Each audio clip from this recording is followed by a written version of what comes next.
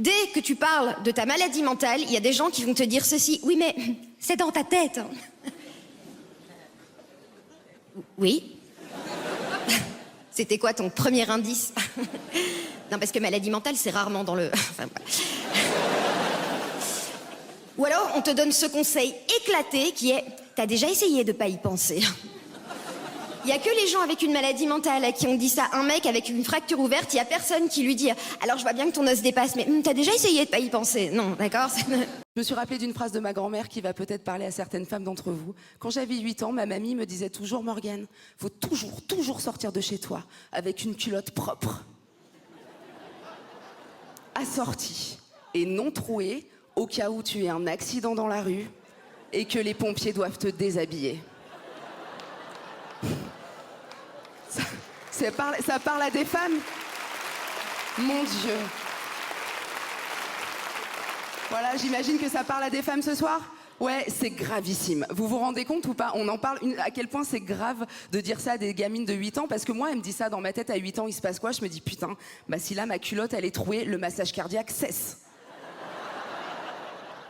Tu vas avoir des pompiers qui vont être là, les gars, l'élastique de ce short Snoopy est détendu, retour caserne, on se casse. C'est terrible parce que, en plus, ma grand-mère, j'avais envie de lui dire, attends, culotte propre, on n'est pas élevé avec les loups. Non troué, j'entends. Assorti? Assorti à quoi? J'ai 9 ans.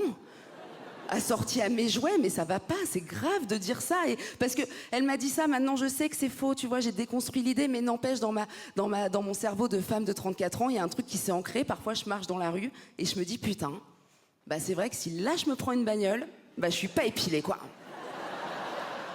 C'est important de travailler pour une entreprise qui donne un sens à ta vie. Parce que, ouais, on est là-dessus, ouais. Tout le monde cherche un sens à sa vie. Ouais. Ouais, on est dans une période de quête de sens, ouais.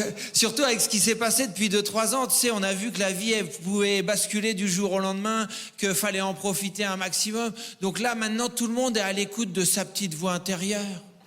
Cette petite voix qui te dit non, je ne peux pas continuer comme ça.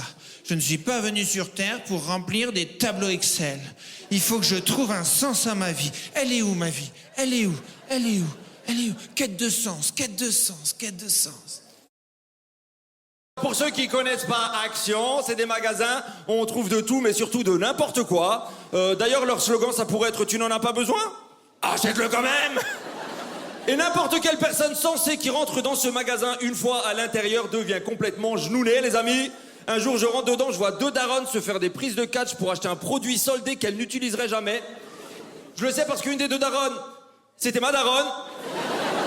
Et c'était pour acheter un appareil à raclette. Et depuis quand, chez nous, les Arabes, on mange des raclettes? Je vous jure, le jour où ma mère a découvert que le fromage à raclette, il coûtait plus cher que l'appareil à raclette, elle s'est pas laissée démonter. Elle a dit, oh là, j'utiliserai pour faire des tagines, j'en ai rien à foutre.